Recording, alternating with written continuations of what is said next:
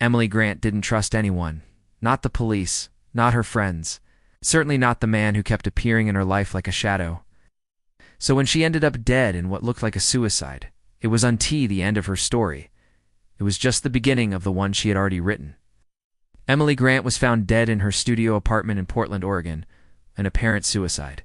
The note left beside her bed was typed, not handwritten, and it read simply, "I'm sorry, I can't do this anymore." The police found no signs of forced entry, no signs of struggle, and a bottle of sleeping pills was open on the nightstand. The case was quietly closed. But what everyone missed was that Emily had been expecting this. 2 weeks before her death, Emily, 29-year-old freelance data analyst and true crime enthusiast, had begun acting strangely, according to her best friend.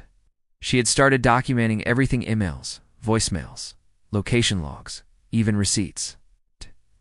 She backed up her files to a private cloud and labeled a folder with the chilling title, "If I Die." Inside that folder were time-stamped messages, screenshots of anonymous threats, and a timeline of a man named Jared Coetza, co-worker from a previous contract job. The messages started months ago, subtle at first, but they escalated.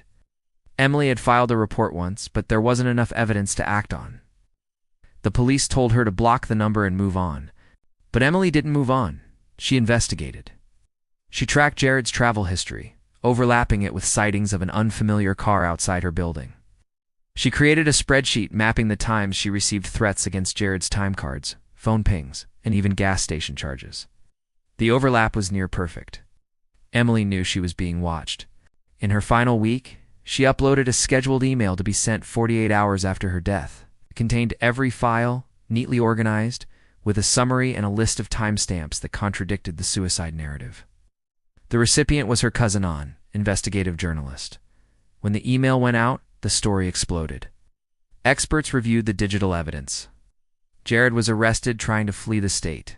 Hidden surveillance footage from a nearby ATM showed him entering Emily's apartment complex just hours before she died. Forensics found his fingerprint on the inside of her window latch. The case was reopened and reclassified as homicide. Emily had solved her own murder with data, determination, and a digital trail no one could ignore. Her death was tragic, but her legacy was undeniable. She left behind the proof no one else could find.